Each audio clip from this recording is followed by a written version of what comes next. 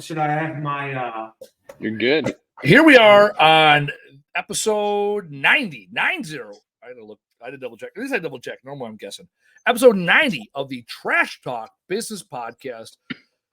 Another week, another great day to be in the junk removal dream. I'm Andy Weins. He's Casey Bubba Lawrence with a emoji at the end of his name. Casey, what are we talking about today?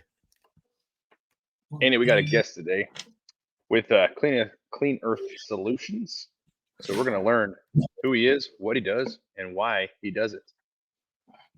All right, let's get to it. So Clean Earth Solutions, do you have a name to go with the business name?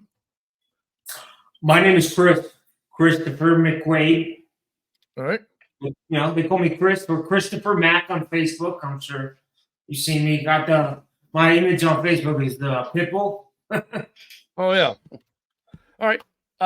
Sure. So what is Clean Earth Solutions? All right, Clean Earth Solutions is originally I started out as like a scrapper. I started doing scrap metal, all that. That was the original.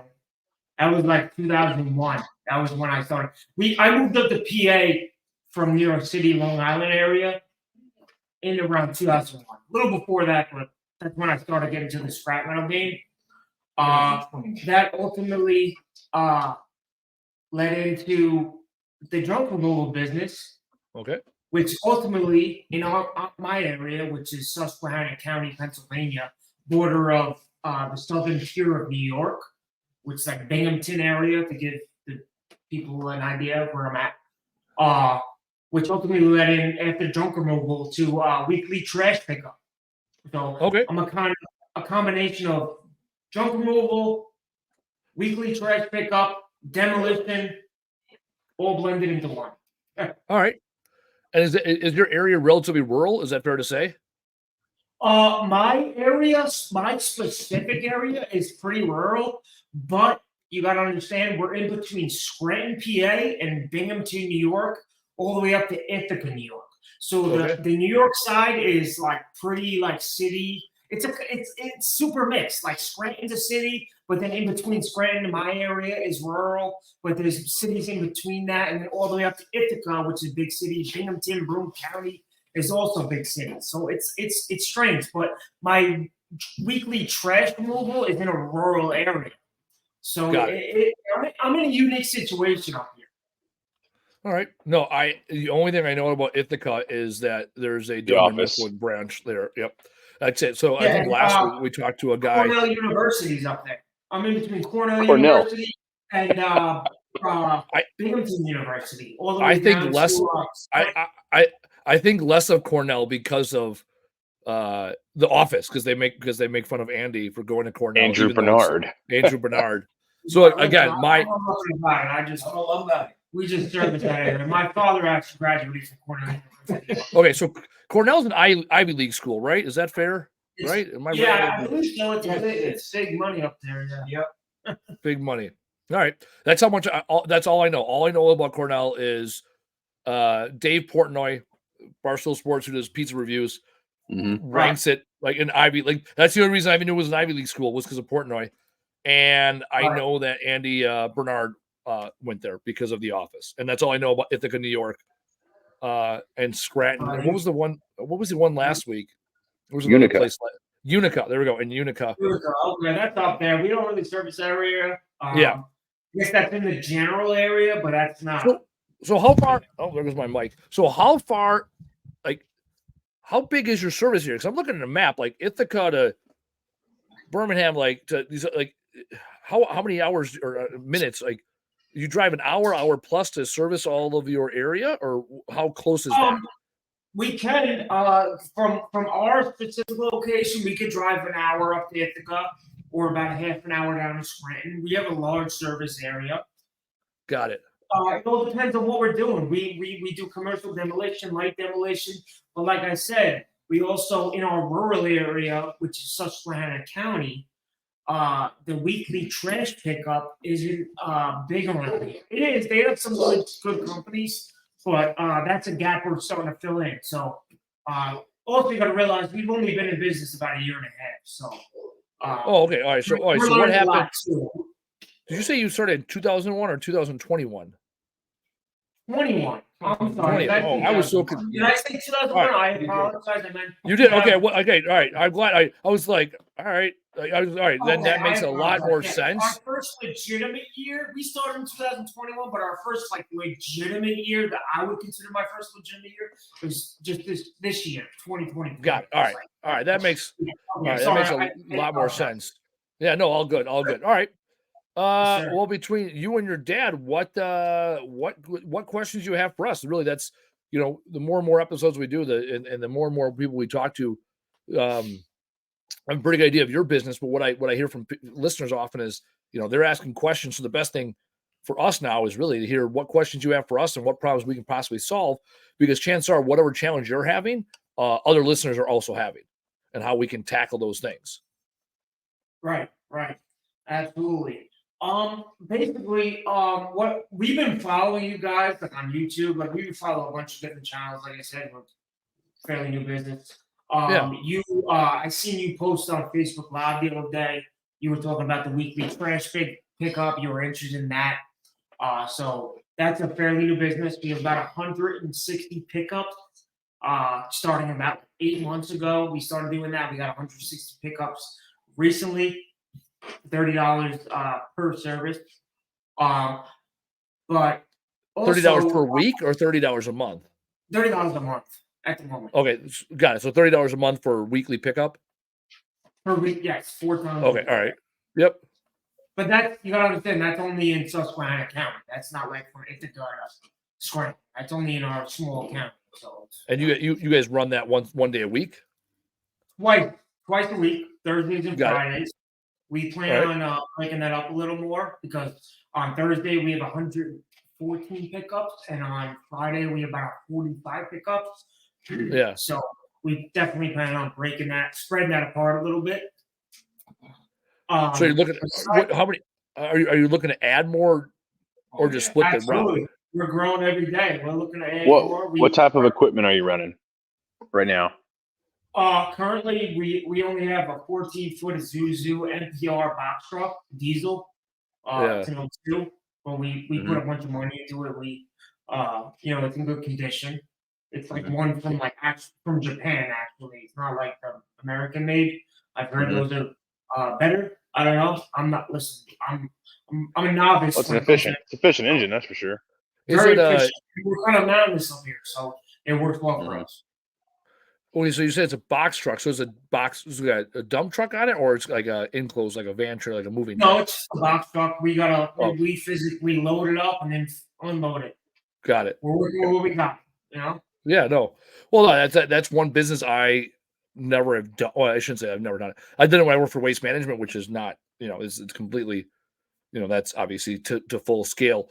So yeah, that is one of the questions that people that want to get into weekly service, because one of the challenges with junk removal, as we all know that are in the hustle, is getting consistent commercial work, and whether it's porter services or curbside residential pickup, that is that's a big question of how to even get started.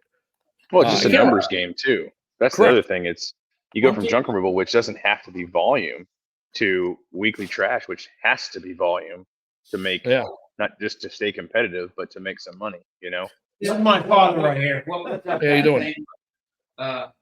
One thing we noticed, and it's a really good opportunity, is we started out. Christopher, my son, started out with junk removal and scrapping, and then it just started escalating. I retired, and then I got involved helping them out do some stuff.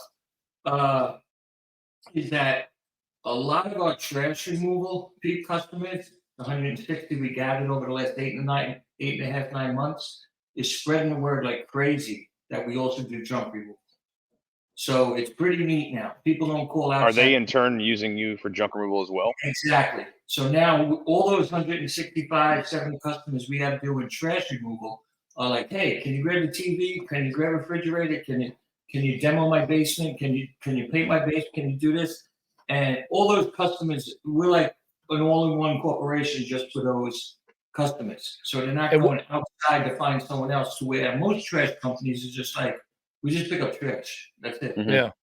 So, what are you doing to encourage that behavior from a marketing standpoint? if they're tracking it. Yeah. What are we doing? What are you guys doing from a Casey was interesting. Casey asked the operations question, and I asked the marketing question. Normally it goes the opposite. What are you doing? What are you doing to? Well, that's the first thing. What are you doing to track? What percentage of your 160 customers convert into junk removal? Yeah, right. I get that. I got this. He can answer that. We like I said, we're a newer company. We utilize QuickBooks at the moment. We have everybody set up in QuickBooks, all their information, all their data in QuickBooks. We set up reoccurring invoices from QuickBooks. So every fifth day of each month, they get an invoice for $30 per month. If they request quarterly, we can accommodate that. And that's really what we're using. We're in a fairly rural area for the weekly trash pickup, so a lot of it is on Facebook. So a lot of everything we do is through Facebook and local Facebook groups. But as far as we have a running log of who our trash customers are, getting back to your question, and who our junk removal people are. And so the reason I ask, this is like a golden moment for Jobber, because here's a cool thing, right?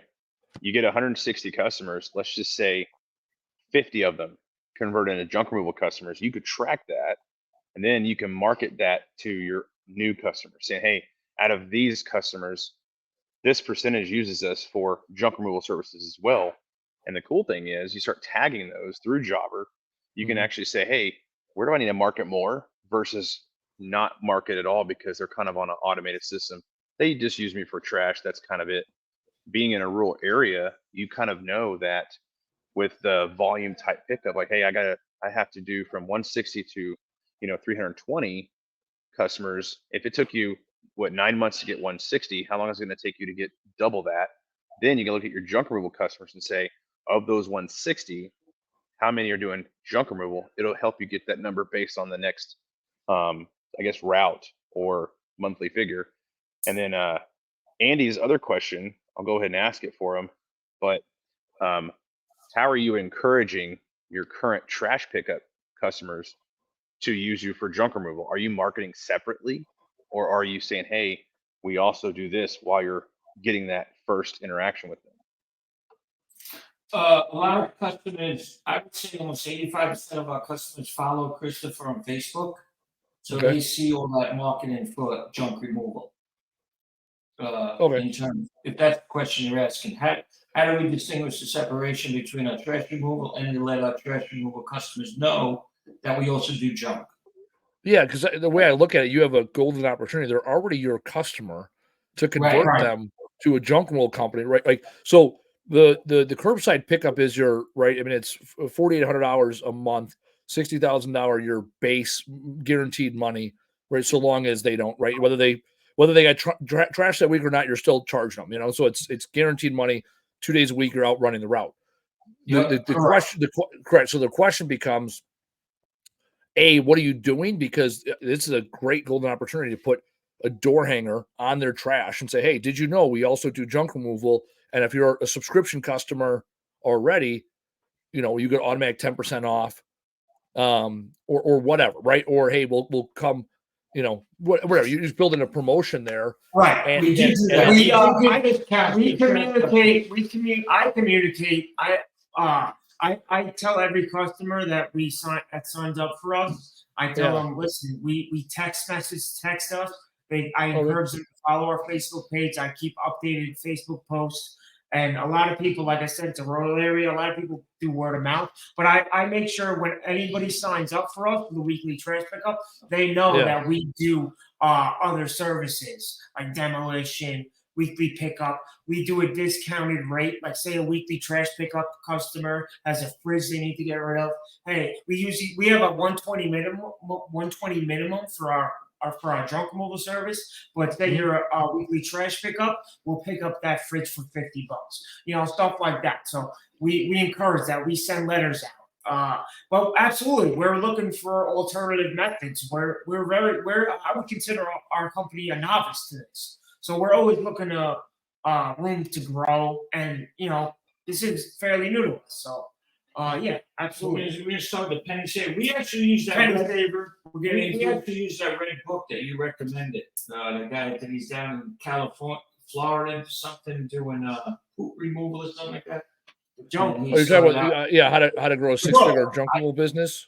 Yeah, I mean, I'm a retired UPSer, so I believe I'm a big believer in methods and putting controls in place to operate. You know.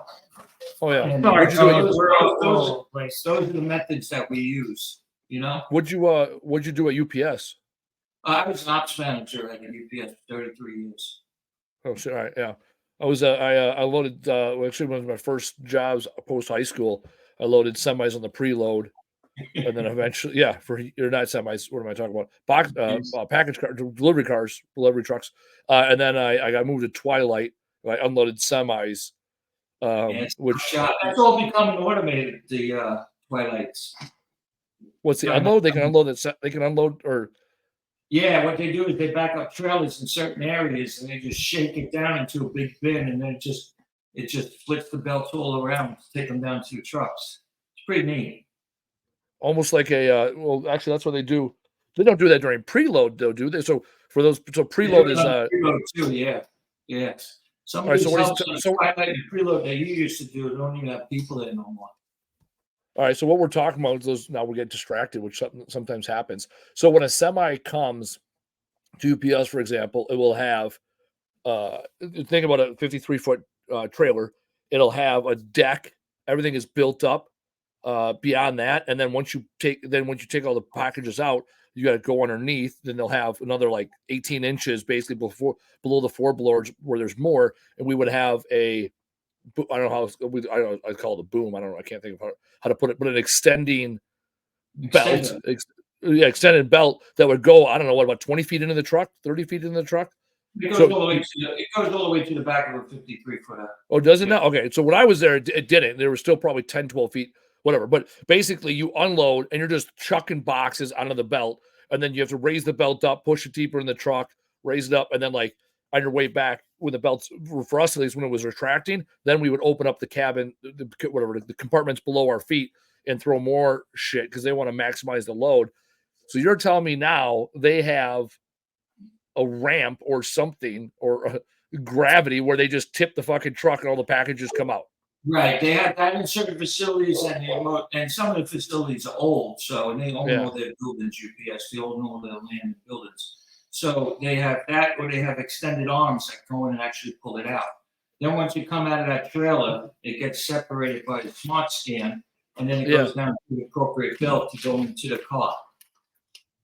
That's insane because I think about like the best thing I can equate it to is transfer station semis, right? I don't know if you've ever seen a transfer station semi. They get loaded from the top, get capped off, and then when they pull out, they go. So for anybody that's going to the landfill, you'll see a semi pull up to the, I don't know what to call it, the tipper, right? And then the semi will disconnect. It'll tip it the whole thing up because the semi truck doesn't have the the tractor or the trailer rather doesn't have the ability to boom up, but they just have the tipper there. That's interesting. So they tip them up on like a 30-degree angle, 45-degree angle. Yeah, and in newer facilities, they're able to tip them up and drop them into like a big like a big playpen or something like that. And then it just starts like net, belts, and then it starts getting smart scan, and then it goes down to the appropriate belt for the preloader to load it into the truck.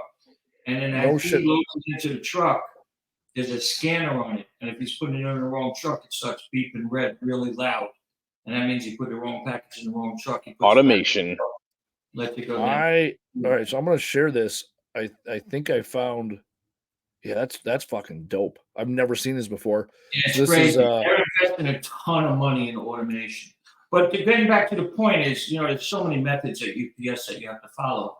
So I bought that red book, and I said, this is a really, really good foundation to start our junk business and our trash business, to use that as a stepping stone to get our business up and running and follow the proper methods. I thought that book was an awesome book.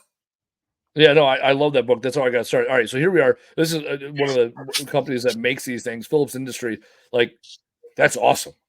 It's insane. Yeah, I mean, again, I've seen tippers of like this. Is what I was. Yeah, like, you have to understand, like the Chicago hub and these big hubs we have out there. You have to understand those packages are moving at about 180 to 110, 190 miles an hour. They're pushing about 7 million packages a day through there. So okay, so this is what so this is what I'm used to. This is like the trash tipper at the landfill, and sometimes they have them where you have to disconnect the hopper. But yeah, those are like this one here where they have to disconnect the tractor. Like yeah, these are. Oh, yeah, I never would have known that they built these for package cars. Like, they're doing it. That's awesome. Hubs, and that prevents people from going into trailers and have to actually unload it. Oh yeah, even if one of the things is $500,000, I don't know what the fucking tipper costs. Like you'll make that back, you know. Yeah, that's you can't buy one of those on Amazon. All right. Well, now I learned something new about automation. All right. Well, my job would have been obsolete. I mean, that was 20 years ago, but I am now obsolete in that job. Yeah, I think I can't remember. I want to say it was like 1,100 or 1,200 pieces per hour was the goal on the unload. Yeah, the way you work and stuff like that. Yeah. I remember on the load side, 220 was the goal. If you were above 200, they wouldn't give you a shit. But 180 was the union minimum. So as long as you did 180 pieces per hour, which is 3 per minute, like they would stay off you. And I'd be cooking on my day at like 240, 250. And other people were at like $120. I'm like, this is not difficult. I mean, I was 18 and full of piss and vinegar. So right. I could probably do 240 pieces an hour now for about a day. And then the next day I'm fucking calling in.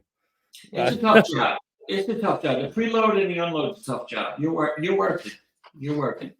Well, that's the thing when you're working in the warehouse, those are the only 2 hours. I mean, they don't. Right. No one's there. I mean, that's the thing for anybody that's ever worked at UPS or FedEx. It's like, you know, there's from whatever 4 o'clock, let's call it 4:30 in the afternoon when the trucks get back till 7 or 8. You're unloading the package cars and whatever transfer trucks might come in the middle of the day. You're unloading those, reloading trucks. All the trucks leave that night, and then at 2, 3, 4 o'clock in the morning, trucks start showing up at UPS. They all get unloaded, and by 8 a.m., all the package cars start leaving. And so from 9 to 5, really, when the package cars are out delivering, when everyone else is working, 9 in the morning to around 5 o'clock at night, the building's dead. Dead ass building. You're sitting in the office waiting for things to happen out there.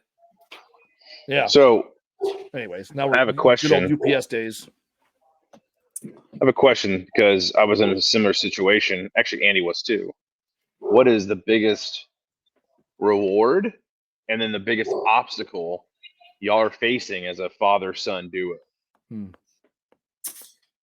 Well, Christopher runs the operation. He runs everything. He does everything. You know, I did a lot of the legal points. I got the LLCs. We hooked up with the thing. It's you mainly deal with the back end, the admin stuff. Yeah, you know, like when I retired, I always wanted to run a business, but I really wanted to just relax, to be honest with you. Doing 33 years at UPS, that's a tough gig. And I always wanted to just relax. But my son, he came out of the Marine Corps, and he always had a passion for scrapping, doing demos, and stuff like that. And I said, you know what, if you do what you like, you're going to be successful. So I said, you know what, let me set him up and help him out and get him some things going. And he just bounces off me for advice. I go out with him and help him out once in a while on jobs and stuff. But it's pretty much his job. You know, I told him, you know, we just talked about this the other day. I said, you got to start working on getting off the car. I said, the more you work, the less help you're going to get. You got to get people to do your job. You know, so we're working on that. We want to do the right thing by the employees and get the right thing going, which we have none right now. But that's our goal. Save some cash, get some money going, and then eventually get off the car so you can get the big picture and start seeing other things that you could always be replacing yourself. Yeah. Yep. Yeah. You know, and that has to be done because the more you work, you'll never get out of it. Right. Another thing I would like to point out or ask you guys a question for you, which I have in my mind is we're like the transition from like light demolition, like it's like junk removal is fairly easy. I guess a combination of the junk removal into commercial junk removal and light demolition into commercial demolition. That transition is what I'm having a problem. Not problem, but I'm kind of. Well, first question is, have you had the opportunity yet? Has the opportunity came up to where you had to do an estimate for a commercial demo job? Because if it hasn't, here's what I would say. I wouldn't stress about it, because that's going to take team, it's going to take people, and it's going to take a hefty insurance. And what I mean by that is, right now you're kind of in the low bar entry phase of your business, to where you don't really have to worry about too much. Just, hey, trash, junk removal, whatever, light demo. The second you get into commercial anything, but specifically commercial demolition, your insurance is going to be completely different, right? You're also going to need people. You're going to need bodies, straight up bodies. You won't be able to do any of that stuff yourself. And if that's your plan, they'll look at you and they'll say next, because they expect the job to get done at a timely manner. So if they're like, hey, we have a 20,000 square foot warehouse with drop ceiling, we need it down, and you're like, yeah, it'll take me 2 weeks, and it's just you, they're probably going to say F off, because they need it done in a couple of days, and they expect to see 6 to 10 people on that job. On the flip side, light demo, you're going to get to a point where it'll be a year from now, you're still going to see something new. You're going to run into something new, and you're going to be like, holy shit, I thought I knew it all, and then I just see this, like, why is there brick flooring underneath linoleum and then underneath tile? You're going to see it. It's going to happen. Yep. So right now, we hit that on a patio one time. Yeah, right now, I would just perfect the light demo, get to the point where you can actually get a few light demos a week, and then you start hiring people on just for those consistent jobs that you have, because the bigger jobs, they'll come to you. Doesn't necessarily mean you're going to be ready for them, but the important part is you need to do the estimate with the notion that you're going to learn from it, not that you're going to get it. Because I don't know how many estimates I did where I kind of knew in the back of my head, like, I have no shot at this, but I still wanted to go through the process to see what it would take from me to get the job done. Right. You know what I mean? Absolutely. Yeah, I'm on your Facebook page and I'm scrubbing it. I see the before and afters; those are good. I see the shed, the shed, no shed, the greenhouse, no greenhouse. Like that's the kind of demos that I tell people to do. Do the ones where the worst you can do is hurt the dirt. Because once you start getting once you get involved in kitchens and baths and there's water, that ain't great. Water, electrical. I even to this day do not like doing most commercial work. I mean, I got a couple coming up in January, but they're mostly gray box in existing spaces where there's a general contractor. He's like, hey, take out these interior, non-load bearing walls. I mean, the nice thing about commercial is it's mostly non-load bearing because it's all structural. It's just, steel studded drywall walls and drop ceilings and shit like that. So that part's the non-structural part is simpler versus residential. The challenge is you hit one thing wrong or don't make a timeline in a commercial, you're done. And so you have to look at every job worst case scenario. Correct. Because if you don't, you'll get a big surprise. Yeah, I mean, right. I'm gonna put myself in your shoes, and if there's something I would do, I would focus. I mean, you already have 160 loyal customers. It is better to get more out of less than it is to offer a bunch of other stuff, right? I'm always about multiplying. So multiplying my service offerings to who I already work with versus adding a bunch of new customers or lines of business. So like I'm looking at your stuff. The biggest thing that sticks out to me, the biggest obvious thing is getting some lettering on your truck. So maybe it's a full wrap. It'll probably set you back $4,000 or $5,000 on that size truck, older truck. Is it worth it? The very least, get, junk removal or, garbage cleanup, because when it's driving on the street, nothing says we're picking up trash on the side of the road. And, that's it. Like that is the big, I mean, to this day, it's almost 20% of our leads come from visibility of our trucks. Right. Like that leads me to another question, and me and my father kind of have it. We talk about this all the time. Is our philosophy, my father's main philosophy, and I believe in this too. And we've been leading that way. Is staying debt free. So do we do that jump into like getting some debt and financing some equipment, or should we just do it save up money and just the way we're doing? We're trying to stay debt free. Both. Quick answer, both. Here, Casey, or what are you saying? What's your father saying? I'm a big Dave Ramsey fan.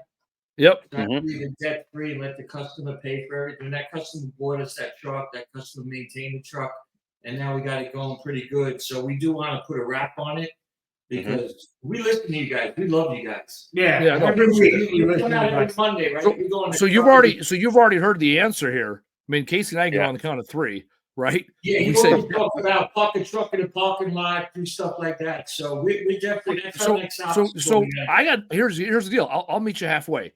Casey, just to humor people, debt or no debt? Debt. I mean, both actually. If you're going to save cash and go into debt, that's the way to do it. So Casey, where were year one? Were you debt or no debt kind of guy? Year 1 is all about cash. Yes. Spend cash. Spend cash. When did you transform from? I can tell you when mine was year 3. I mean, I bought mine was year 2. Well, but year 3 is when I started financing trucks because at that point I was outgrowing the speed at which I could acquire the cash, and I needed the truck working. So my first truck I financed, and this is how I financed it. We took $5,000 from our cash account, the money we had. My brother and I, note type. Oh yeah, I've hillbilly mathed it, right? So 5,000 out of our business money, 5,000 out of my brother's no shit emergency saving last money we would ever have if we needed it, right? That I owed back, the company owed back to him. And then I made a deal with the person I was buying it from. I sent them 5 $1,000 checks post-dated 1 month at a time. So we got it in July. So they had checks for August, September, October, November, and then December for the other $5,000. So to your point, I did both. I used in that case, it was the person I was selling the truck to, or buying the truck from. I used their money plus my money. So the way you do that, go get a no interest credit card, 12 months, no interest, get a wrap for hillbilly math, $4,800. And instead of putting $400 a month aside for a year, you spend the $400 a month. And all you do is buy the credit card, no interest, finance the wrap, and cut the credit card up. Fine. Yeah. Well, that $400, you're gonna save up otherwise you gotta save the $400. And that year of having a rat truck right now, if I see that truck driving down the road, nothing tells me you pick up trash. Right. And it's a big ass billboard. So Dave Ramsey, now I like Dave Ramsey. I love him, but then there's Rich Dad Poor Dad that says get as much debt as possible. Whichever your plan is, you got to have the plan and stick with it. Not everybody's a credit card person. I struggled for years with credit cards because I had I'm like, oh, whatever, plastic thing. I'll pay for it eventually. And then eventually came and I was like, oh shit. So for me, it's real simple. In the business, I have a budget and at least I know if I'm under or over budget. And on the personal side, I just have cash. And if I don't have the cash in my pocket, I can't have the thing I want. And so what I instituted was profit first this last year. I would say institute profit first, because then it'll force you to put money aside into your emergency fund, into your tax account, into your profit account. And then you can say, okay, we're going to take, the 20% right off the top and we're going to put it into our profit account and we're going to put it into long-term savings or short-term savings. So you can have it both ways. And if you can get zero interest financing, that's the way to do it. Well, there's also different ways of looking at this too, because if you go, this is why it's important, even as a junk removal company, to be affiliated and have a good relationship with small banks. Because rewind time 3 years ago. Remember when 2020 happened, everything was just kind of shutting down. Then in 2020, late part of 2020 and 2021, they came out with these free money loans. Hey, we're going to give you money, and we're probably not going to want it back. Well, the PPP loan. Well, they're going to get their money back. The government, which is redistributing the wealth. Your local bank didn't take it. They didn't take it on the hit. Let's just make it very clear. But if you qualify for some of them, you could actually qualify for the forgiveness. So one of the PPP loans was like, hey, you can have all this money, and if 80% of it goes to payroll, and then like 15% goes here and 5% goes here. So if you can match that, then you could file for forgiveness. And you're like, oh, that was awesome. Yeah. Here's the other thing, right? This is why I like debt. Right now, for instance, I have 6 credit cards. That sounds like a lot. I know people with way more. I have 1 credit card that I only use for grocery shopping through that grocer, right? That's a Costco card. I have the tip top, whatever they wanted me to file because I qualify for it. I only use it with them because I get a ton of cash back. I get a ton of points. When I go fill up my truck, I get like 50 cents off a gallon every single time, whatever. Also, it has other rewards. I have another credit card that's 0% for 18 months, right? I use that for whatever. I just booked a vacation with it because, hey, I can go spend money on it and not have to worry about interest for a while. Then I have my business credit card. Here's where it gets interesting. We bought a property.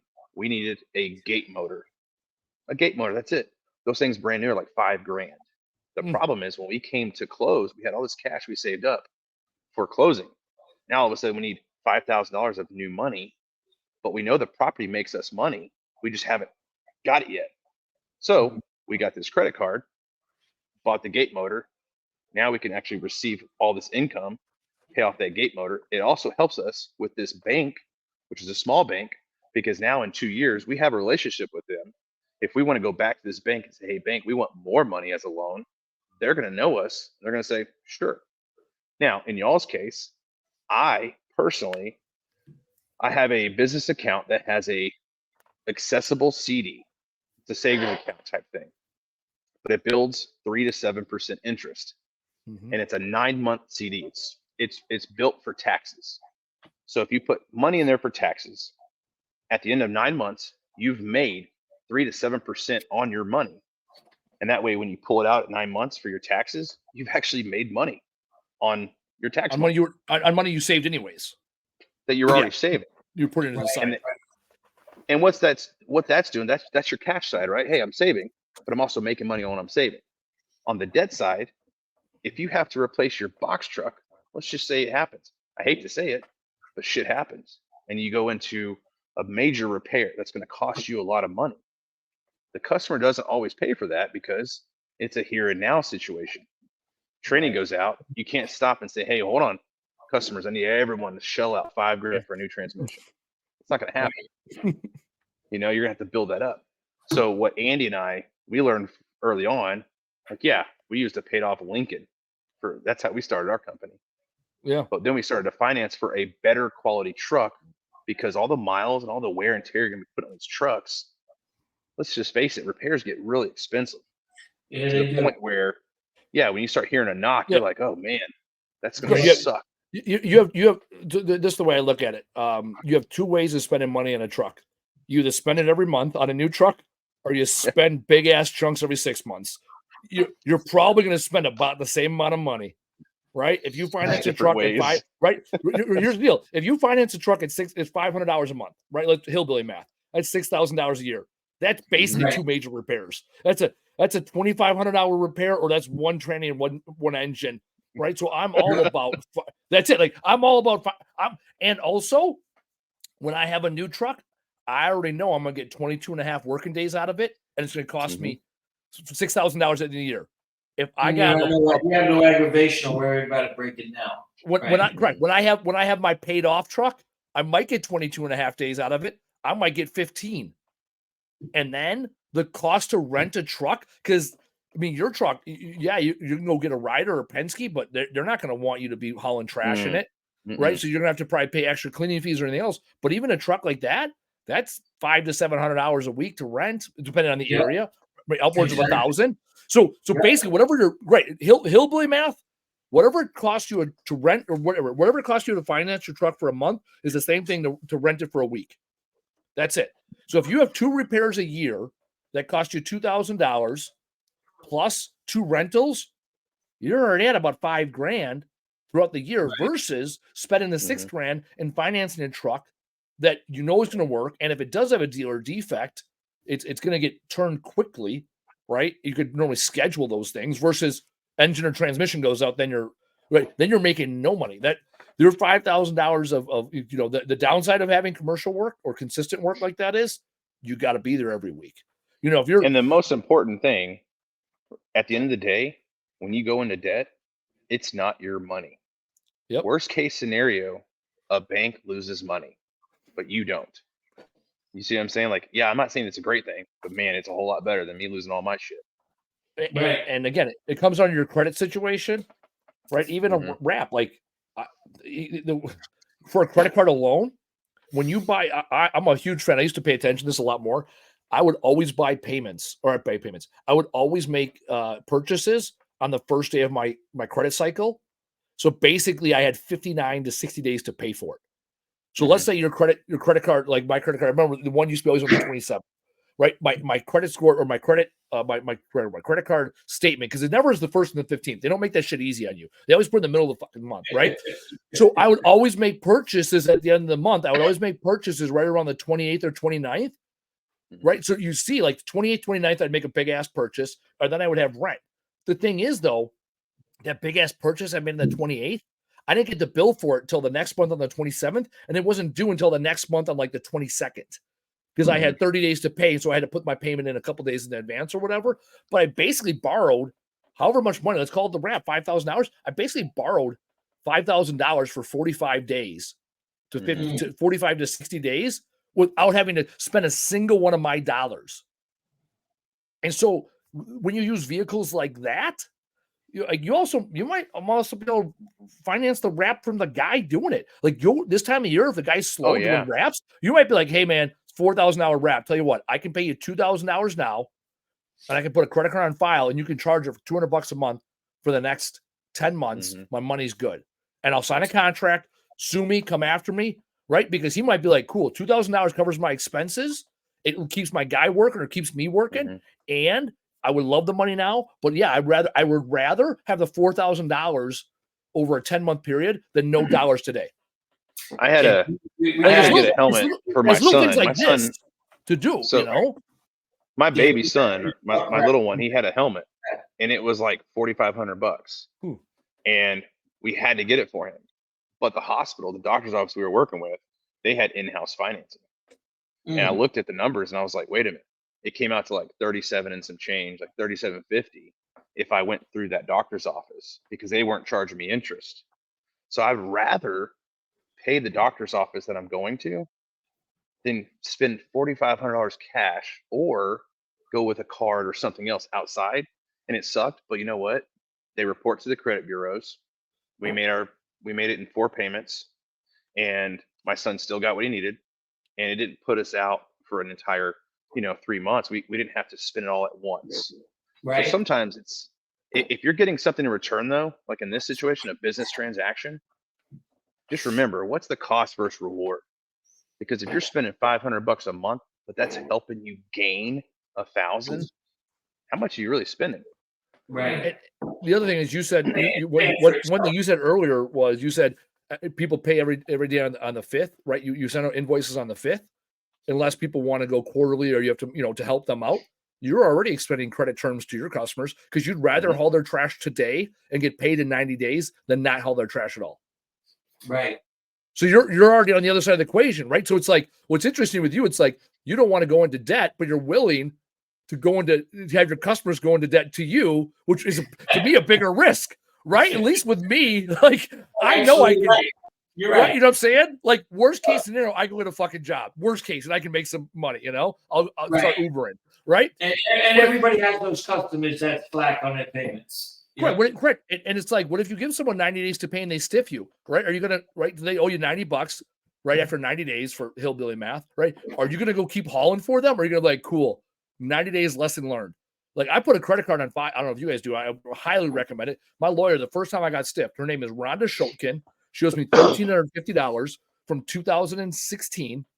I will not forget the name. $1,350 for 4 jobs we did for her. We did not put a credit card on file.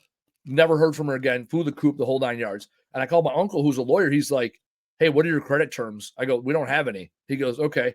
Did you ask for a credit card on file? I go, no. He goes, well, then you're screwed. And I'm like, okay.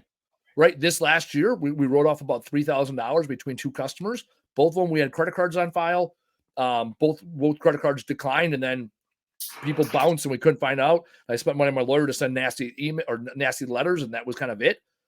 But $3,000 compared to how much our receivables this year, like, it's a drop in the bucket. Now I'm pissed. I'm still pissed about the $3,000, right? Like, so yeah, I send credit terms, but I put a credit card on file for everybody. And I would say, hey, if anybody goes 90 days without paying, you just stop picking up, or you just figure it out with them.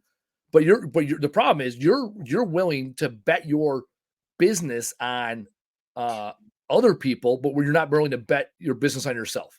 You're not willing to say, yeah, I'm going to drive $5,000, wrap my damn truck, and I'm going to bet on myself. Because, right, like Casey said earlier. Do you guys use Square? Do you guys use Square or QuickBooks? Where you have customers have their... I do Jobber. Casey talked about Jobber earlier. I love Jobber. I'm an affiliate with Jobber, so there's my FCC. Don't sue me. Everyone already knows I love the Jobber. So that's the thing. You can use Square. You can do all that. Jobber. I was looking it up the other day. I like Jobber. The nice thing about Jobber is you basically can go back to being retired, because once you set up all the processes in Jobber and the monthly invoicing, you ain't got shit to do. Well, and you just teach your son how to at least look at it, what he's looking at, how to make changes. But the cool thing is, you don't need to be. Here's the best advice I ever got. No one ever became a gajillionaire by using QuickBooks. Nope. They didn't, except for the person that probably invented it. And I can tell you, they knew how to look through it, and they knew exactly what to look for. That's about it. The first year I used QuickBooks, and I realized that I was writing down customers some information 5 times. Yeah. That was it. The math was 5 times, because I wrote it down once. I saved it in my phone once. I would text it to my brother or whoever was on the truck once. I put it into our calendar once, and then I would put it into QuickBooks one time. And I remember that winter, it was like December. I spent the entire month of December figuring out accounting, like learning accounting. And I got a B-. I graduated with honors in college. I got a B- in fucking tech school, basically like equivalent to community college, B- in accounting, right? So people now, like Casey, see me in QuickBooks or like doing numbers. You're like, dude, like you're better than most people. I am a B- accounting student, right, at a tech college, right? Pretty low bar, and I shit the bed. And what I realized was with QuickBooks, it was great for accounting. It was terrible for operations. And so then when I jumped to Jobber, I brought up Jobber to my son a couple of times because, like I said, I love you guys. I listen to you guys all the time, and we learn from you guys all the time. But I was doing a few videos on Jobber just last week. This week, actually, we're already Monday. But and you're a systems guy, like. Dude, you're like, we came from the same systems. UPS, I fucking had awesome systems even 20 years ago. Waste management, when I worked there 10 years ago, the amount of technology they had then was phenomenal. Like going from that to like pen and paper and QuickBooks, it's like you'll never be that combat effective. And if Christopher's goal is to get out of the truck, you got to automate all the operations, because then you can focus on sales, right? Because you can do that from the comfort of your couch, right? Or he can focus on sales. Like book work, like I get so annoyed when people are like, "Oh, I got paperwork to do. I got to catch up on my paperwork." I was like, I don't even have a paper. I don't have a paper on my desk. The only paper I have on my desk is mail that I haven't opened, because I'm notorious for not opening mail, right? Like, right, and that's only. I stress that to him all the time. You have to, in today's world, you have to be computer savvy. You have to look at things. And I'll tell you what, it's an incredible. Technology out there today is incredible. And let the technology do the work for yourself. Behind us. Yeah. No. I what I like about you guys is you know what you know, right? And you're. I mean, the fact that you got $5,000. I tell you, a lot of drunken companies would love to have $5,000 in residual business, right? For 2 days a week of work, right? So it's like, cool. You got right. The hillbilly math says you can do $12,500 a month if all you're doing is averaging $2,500, or not $2,500. Where's my math going here? $2,500 a week, a day each week. That's what I'm trying to get at. I was gonna say a weekday, but it's not exactly that, right? You're right, because you have unused inventory. You're only utilizing 40% of your inventory of time, right, with those 2 days a week. So you have this inventory, right? So at $12,500 a month, right, you can grow to $150,000 a year business by staying the course. And we're not even tacking on junk roll. We know, we talked to that. What's that guy we talked to a couple weeks ago? The guy in Orange, A1, was it A1 removal service? That guy's dope. The guy from Detroit or from Michigan? Michigan, yeah, Upper Michigan. And I learned so much. Like he started with 5 customers or 20 customers or whatever it was, and now he's up to like 500-600. Pickup his boss came into the office, right? Yeah. Yeah, dude. Alex Cole. Yeah, Alex Cole. That guy was dope. He actually just did. I'll give a shout out Alex Cole if you're listening right now, or you'll be listening to this later. He did a charity and food drive where he filled up a bunch of his garbage cans because he finally got orange garbage cans, which was huge. And he had Taylor posted. Taylor shared that post. Like he utilized his brand new trash cans to do a big charity event, and like he even admitted he's like it was a slow start. It was kind of shitty, and like we figured it out at the end. It's like what I loved about that guy is he was like, I have no clue what I'm doing, and I just keep on following where like what Casey said earlier, like, hey, unless you got a commercial demo customer that's hot on the trail, like why are we talking about it? You know, you got 160 paying customers. How do we get it to 320? You know? Yeah, and Andy, this is the question I had is how the trash business started with us, and we plan on growing. We sometimes hit 15, 16 customers a month. It's going crazy.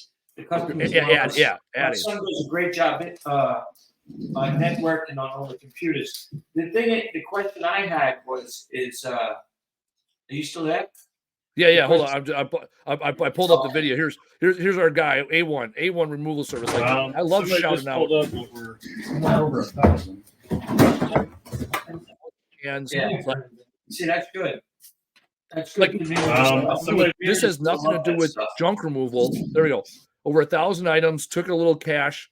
Gave away 3 years of trash service to somebody. Like, dude, like here's a guy out humping. Like he's like, hey, I'm gonna do something charitable, and he filled up his garbage cans with food.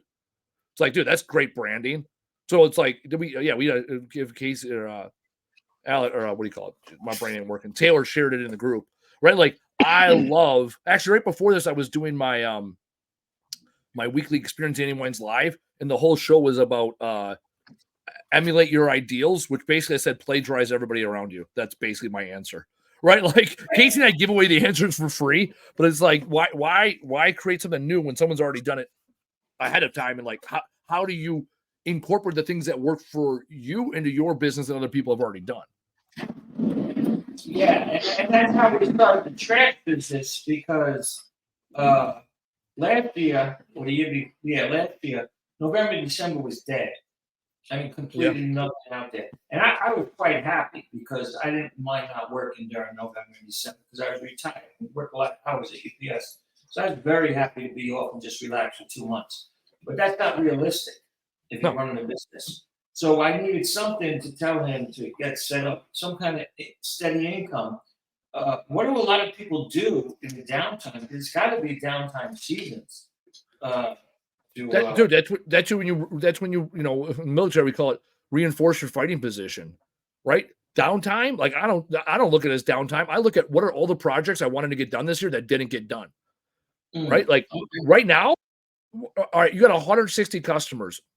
If you can call, 2 days, I'll say Hillbilly Math says you can call all 260 of them. Call all 160 customers. Say, hey, we had a great time. You really supported us. I mean, you can call Dad and be like, hey, you're really supporting our business and our family and Christopher's dreams, and really proud of him. And in order for us to grow this business, we really rely on referrals or extra work. Is there anybody, neighbors or friends or family that would that could use an introduction to us, who's either struggling with their trash service or need a referral or need a removal done? Like, call all 161 of your customers. It's just good. First, it's just good business, just to like get on the phone with people and be like, hey, thanks for this. And what can we do next year? What other things are, ask the customers what they want. You got 160 people that are loyal. You see them every week. Out of the 160, Hillbilly Math says you'll get about 16 to 24 leads, right? 10 to 15% return on a lead. Now, of those leads, you might close 20% of them. 30% of them, right? Depending, because these aren't very hot customers. Even at that, it's like, okay, spend 2 days and you can acquire 10 new customers, right? If you get 20, right? If you get 24 leads, can you get 10 new customers out of it? All right, 10 new customers, lifetime value, what's that worth? And if all you're doing is sitting at the house, Well, we tried this year, and we tried last month, and it worked out pretty good. Is we bought thank you cards to all our customers, and then we told them if you refer one customer, you get a month free. And we got about 16 leads out of that last month. Yeah, I wonder, do y'all have anything planned for Christmas for your current customers? Like sending them a thank you postcard, Merry Christmas type thing? That's what we just did. We just put them a thank you card.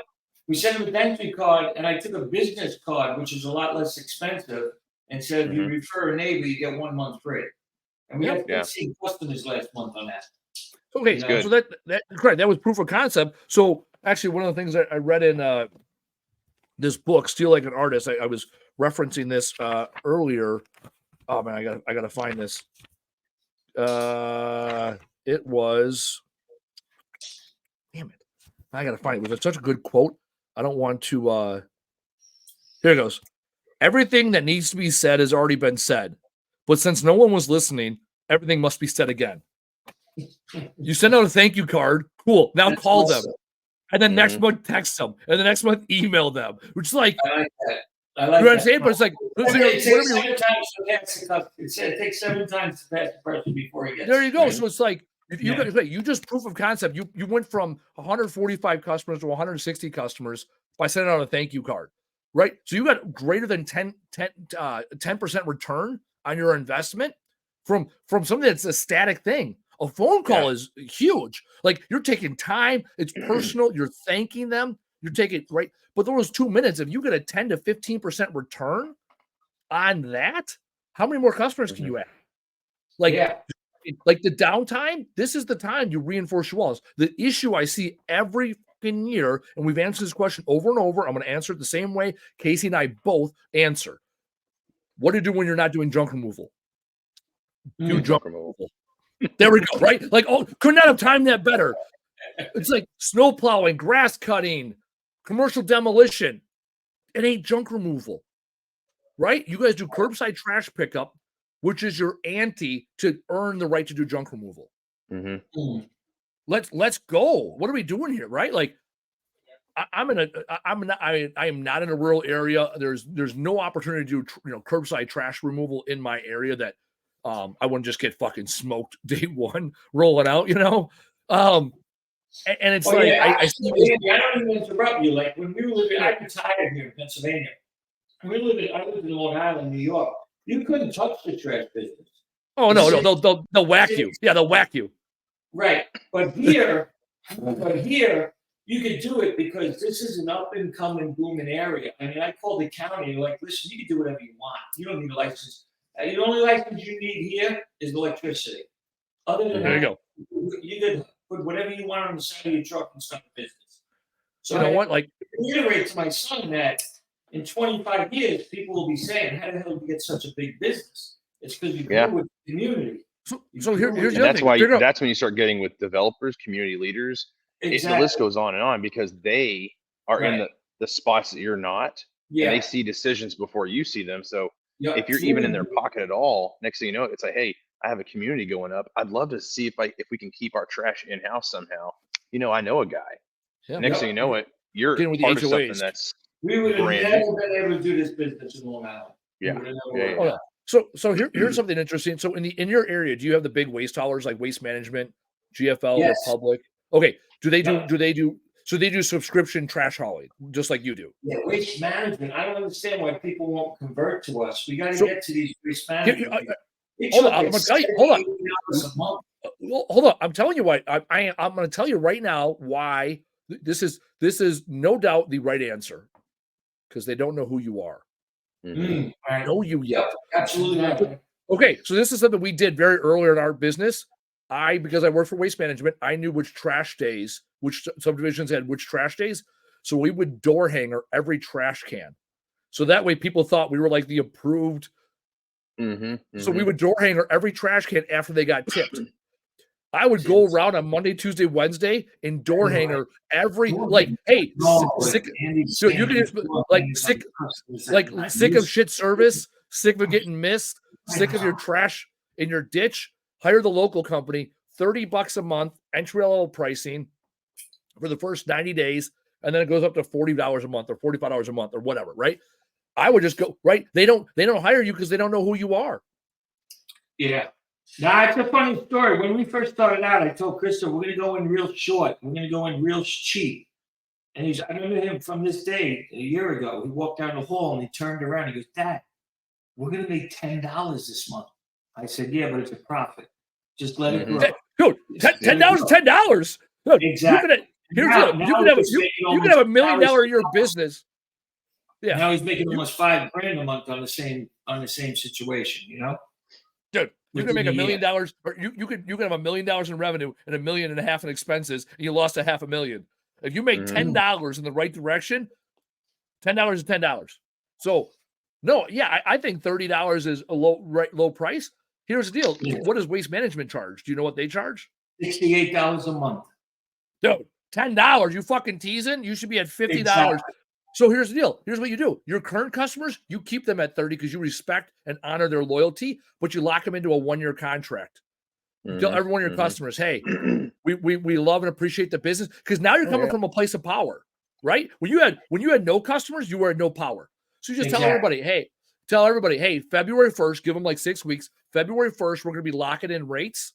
You can lock in as long as you sign by March 1st. You can lock in $360 for the year. And I'm going to still charge you $30 a month. All of our other customers are going to go to $50 a month starting April 1st. Andy, let me interrupt you real quick. My opinion, 6-month contracts, and every 6 months you increase rates 6%. It's a 12% increase over a year, but it doesn't keep you stagnant, and it keeps you growing in competition. New customers, however, set them at a different standard. Hey, you're new. Yeah, day one. This is my rate, day one. Now, this is what they do in the storage business. They raise 3% every 6 months, so that's 6% over the year. And you know what I mean? You're at market rent. And no one even notices it. If you're at 30 and they're at 68. That's the key question, Andy. No one does notice it, right? Well, it doesn't. And even if they do notice it, what's 6% of $10? I mean, what's 6% of $30? It's $1.80. Right? They're not going to stop using you because you went up $1.80. And then, you know what I'm saying? But it's consistent, right? Every 6 months, you're going up 6%. And what you're doing is you're keeping up with your industry's costs, right? And give yourself the opportunity. And now you're also going to give yourself the opportunity to expand, which ultimately helps and adds value to the customer, because then you have a bigger truck, which means you can service them more often. So you're less likely you're going to have downtime in case your truck goes down, right? You need to expand. If you're at 30 and I use Waste Management as an example because they're always going to be top of the market. They're at 68. You're at less than half. There is a number between basically 2/3 and 3/4 of their cost, which is where you probably want to be, right? So if they're at $60, 3/4 of 60 is $45. So 68, I feel comfortable you getting up to $50 per month. Oh yeah. And that would change everything. No, I wrote it down. I like these ideas. That was very helpful. Thank you. No, this is what excites me. It's like we can sit here all day and bullshit about 100 things in junk removal. It's like let's hammer this thing down. We started with how do we afford a wrap? Now it's like, fuck, why aren't we getting paid more? Right? What is the max accounts? Right? Yeah. Right. No, absolutely. Yeah, exactly. And you have to have the confidence to do it. But yeah, I like Casey's idea, 6-month contract. You tell people, hey, 5% discount if you pay all at once or something, because then you get the cash right away. Cash is king. You want to afford for their wrap? Tell everybody, whoever, if you say you lock them in for 6 months, $180, right? Buy it now, get 1 month free, right? Or pay it now and get 1 month free, and they give you $150. You get 20 customers to give you $150 right now. There's your $3,000. There's your wrap. Right? We talked about earlier. We just said earlier, you said have your customers pay for it. Cool. Have them do it now. If you told me right now, if I'm paying $180 in 6 months for trash, and you're telling me I could pay it now for $150, cool. Where do I send the money? Yeah. That's good stuff. These are again, and at this point, we haven't added a single customer. We haven't added a day of route. We haven't added any of the expense. Right? We haven't bought a new truck. We haven't wrapped it. We haven't done shit. That's good stuff. That opens the window to a lot of stuff. Plus the one thing that the one thing I always notice is I appreciate that information. Yeah, and the one thing I notice on Facebook, I know you are on Facebook too, you start seeing people that are charging, maybe they have the same size setup as you, but they're charging super cheap. And don't worry about them, because I'm gonna tell you right now, I saw the same thing, and I remember seeing people to this day charging what I charged my first year. I'm like, how are they going? But then I stopped thinking, because it doesn't matter. It really does. In a year, they may be obsolete. They may be gone. But if you could just keep up with the Joneses, I know this may sound crazy, but what industries revolve around the economy, right? I mean, all of them. But trash, you got to think about something right here. When trash starts spiking, it's too late, because tires gone up, oil's gone up, fuel's gone up, all this stuff's gone up. By the time it gets to you, you're like, well, now we got to raise our prices. Well, how long until you got to raise them again? So just put it standard, 6% every 6 months. Incremental raises. I tell them all the time, the thing that's going to separate you, and this was instilled in me, I always go back to UPS because I was there so long. So we don't sell a product. It's a service. So being on time all the time, being there all the time for them, making sure you don't miss their pickups. If you make a mistake, you're wrong, you screwed up, go back and correct it. Because that's what we do as a service. And if you could lock those customers in and they believe in you, they'll never leave you. Just like they never leave the UPS driver. I think they love the UPS driver more than they love the company itself. Because they build that relationship with the customer. So that's and that goes back to your point. Like you said, you can raise the prices, but if you give a quality service, they're never going to leave you. Yeah. Never give them a reason to look at their bill. Right? The only time people start looking at their bill is when they get missed service or when they get pissed. Right? That's it. I remember waste management was like the biggest key. Waste management, you sign a 3-year contract, but the 3-year contract was only for service. Normally your price was only locked in for 6 months or maybe a year, and then they would start increment, and then all of a sudden people be like, oh, we signed this contract 2.5 years ago. Why is it so much more expensive? And it's like, oh, well, did you read the contract that says we're going to make, whatever, keep up with inflation or whatever, legalese they put in their bullshit. And almost every time it's like, well, why'd you read the contract? Oh, because you missed us last week. And it's like, yep, that was it. As soon as they get a miss. So the 2 things I wrote down here, I'll say the one thing, and then I'm going to get to the final thought. So as far as prices, so earlier I was downstairs with Alex, who's our field commander, and he was doing operations, and we were talking about pricing. I go, yeah, we're not the cheapest guys in town. And when he was here years ago, he had came back. He was gone for 4 years. He's like, wait, we're not the cheapest? Because back in the day, we were always pretty price aggressive, I said, no, we're not the cheapest. He goes, oh, why not? I go, well, Junk King is cheaper than us in our market. He's like, oh, why don't we match their price? I go, well, they're on their 3rd owner in 2 years. That's why. Because they've had 2 they had the franchise, the franchisee dropped out, then the corporate office ran it for like 9 months, and then they found a 3rd person or another franchisee. So they're in their 3rd owner or manager group in 3 years, right? Because their prices didn't work out. And my biggest competitor in the area, whose prices were actually more than mine, went out of business for not being it because they weren't efficient. So it's like price is it's a piece of the equation. You got to do the job right, and people will pay you. Byproduct. I think price is a byproduct. Not everyone's your customer. 100% excellent service. Yeah. All right. Well, we will go around the room here and give a top takeaway. I'll start because I wrote it down already. This conversation here. This is the difference between in the transformation you have to have in your mentality from operator into owner. Right now, you guys operate a junk removal trash service, right? You are focused on strategy, houses, right? You got to transition to owner. What does the owner need to do to own this business? Because right now, the business owns you more than you own the business. And it's a transformation we always go through. That's why I asked Casey, what year was it when you transformed from cash to debt? Year 2 or 3. Same here. Year 2 or 3, I went from cash to debt because I had the confidence, I had the cash flows, I had all those things I needed to have.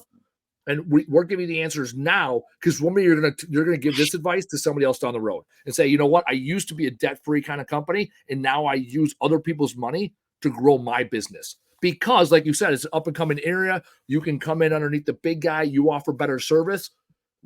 you're willing to let your customers bet on you by giving them terms. Why aren't you willing to bet on yourself? Casey, top takeaway from today. Man, my top takeaway is just remember, take care of your business. You took that, you made the commitment to be a business owner. And once you do that, every decision you make has to be for the business, right? You operate a business with your brain, not your heart. And what that means is, I'm not saying be a dick, but I'm saying if you're not increasing your prices just to keep up, really, right? Then you're not taking care of your business. Now, if you just think about this, you can think about this, the low end, 12% over the course of a year is only $3.60 more per customer. Wow. But if you look at this situation, what's 12% of $100,000? It's an extra 12 grand. So 12%, it may not seem like much, but you're in a volume business right now. So when you say 12% per customer, right? That's just over the course of a year. And what you're also doing, if you want to really get further into this, you're staying above inflation, right? So at 12% a year, you're still above inflation. Now, no one said there's rules on 6% or 8%. Hell, you can do 10% every 6 months. I don't care. But what I'm saying is that small percentage does so much for you, and you haven't done anything else. Like you haven't bought a new truck, like Andy was saying. This is all like starting tomorrow or January 1 with your regular, whatever you send invoices or whatever, say, hey, every 6 months we're raising our rates, and you're still going to be cheaper. Now, this could also be a way to get to one day. It doesn't matter if you're cheaper or not. You could be the most expensive person. But if you can control the market, it doesn't matter. The best customer for me was, hey, how much do I owe you? Not how much do you cost, right? That was my best customer. So my takeaway is take care of your business because you've created this monster. Now you got to grow it. So here, the hillbilly math, because I love me some hillbilly math, right? You can increase your prices by a factor more than you anticipate losing. So what I mean by that, let's say you increase your prices by 10% today, right? If you can lose 10% of your customers and you'll still make more money. Because you're going to bring in as much money and you're going to have 10% less expenses, variable expenses. Right. So if you say, hey, Peggy Sue ain't going to go for it, she's out the door, cool. Are we going to lose more than, right now you got 160 customers. Are you going to lose more than 15 customers? If you raise it 10%, $3 a month, are you going to lose more than 16 customers, 15 customers? If it's less than 15 customers, you raise it 10% today because $3 a year to them, $3 a year or $3 a month, $3 a month to your customers, $36 a year is $36 to them. That's a trip to McDonald's at that point. To you, 10% is $6,000. We're doing nothing different. Yeah. So who's got more? $36 for the customer, $6,000 for you. That's an extra month of current revenue. Yeah. If and just coincidentally, the math checks out. $6,000 wraps that truck. In most, there it is, right? The math always comes back to where we started, right? I'm not a marketing guy. Casey's the marketing guy between the two of us, right? But I'm like, I'm the basics. Wrap the damn truck. That's the entry level, Like A1, he's like, hey, I try to keep low key. Your competition. You don't want to raise prices because you fear you'll lose too many customers. Well, how many's too many? You think above and beyond that and just do it? Yeah. That's a good point. Think of it this way. There's so many questions you can ask yourself, but ask yourself two things. Why do the bigger companies do it? And this goes with anything you're doing in your business. Why do the bigger companies do it? Because you assume these bigger businesses like Walmart, Waste Management, you assume they have a team of smarter people than you, but yet they make these decisions that you think are too brash for your business. And you're just sitting there like, wait a minute. Why are they doing it? Good point there. Why does Amazon, think about this, why does Amazon not own one single warehouse? They have $1 trillion. I mean, they don't own anything. Why? Why are they renting? So just think about that for a little bit, Yeah. And you work for UPS, they will damage and fuck up your package and tell you they never got it and still charge you extra next, right? They'll be like, nah, right? Like, and you're that's UPS, FedEx, everybody else. Like I work for UPS. I like the brand. They could have a 99.9% rating, and they're going to still charge 100% of their customers new pricing. It's like yes, it goes up every January. And here's the deal, right? Every January it goes up, and guess what? You're going to get pissed at UPS, and you're going to go to a FedEx, and then FedEx is going to disappoint you. And then you're going to DHL, and then DHL is going to disappoint you. Then you go to USPS, and then you go right back to UPS because they all fail at some point. And by the time you go back to UPS, they've already raised the prices again. Mm-hmm. Right. All right. What was your top takeaway? And then we'll put a bow on this thing for the Christmas season. I would say my top takeaway would be, don't get too focused on what you have. You look outside the box. Don't think that the things that you're doing today have to stay with you for the rest of your career. Try other things outside of what you're normally doing.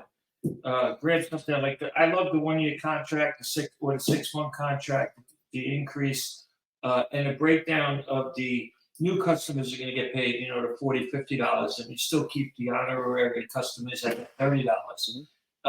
So just thinking out the box and being creative to generate more money to give a better service to the customers is something that I think is very easy to get trapped into.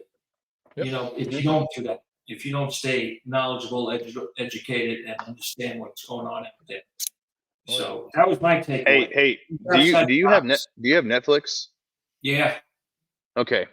Did you know when Netflix first started? It was $2.99 a month. How much are you paying for Netflix now? Yeah, it's like you're still watching. 18. Yeah. You're still watching Netflix. That was a big fear factor for them. Didn't they say they were afraid to raise right? They were afraid to raise rates, and they were afraid to use other people's passwords. They thought the company was going to get destroyed, and they ended up making more money than ever after this.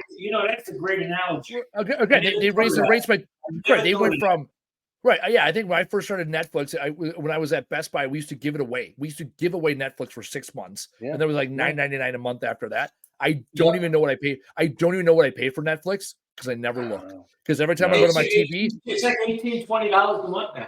Yeah, there, and I don't even know it. Why? Because as long as it works, I'm getting what I want. Yeah. There you go. All right, don't be afraid to raise rates. Get out there and do the thing. Get Jobber. GetJobber.com. Proud supporter of the show. We are actually taking 2 weeks off. Casey and I did not take the holidays off last year. At the time we were recording episodes, this time we are going to be taking the next 2 weeks off because Christmas and New Year's both fall on a Monday. However, you will still get amazing episodes every week because we got a couple in the backlog, and we will be back early January. We got some amazing guests lined up talking about virtual assistants. We're going to talk about Andy Barton and his quarterly update. I'm sure he's going to tell us how the great state of New Jersey is and how well he did on the year. So we have a lot of good stuff coming up after the first of the year. As always, we're going to be checking our emails and text messages and everything else. So hit us up in the group. Continue to contribute. Finish the year strong, and we look forward to seeing you next year. I'm Andy Weins. He's Casey Bubba Lawrence. Thank you again to our guests over at Clean Earth Solutions, Christopher and Dad. And we got Dad's name, but you know what? That's all right. Taylor. Brian. There you go. Taylor, take it away from here. Thank you, guys. Thanks for listening. Tap subscribe or follow to get the latest episode. And if you enjoyed this episode, be sure to leave us a review and tell a friend to listen. To learn more, visit trashtalkbusinesspodcast.com. Bye now.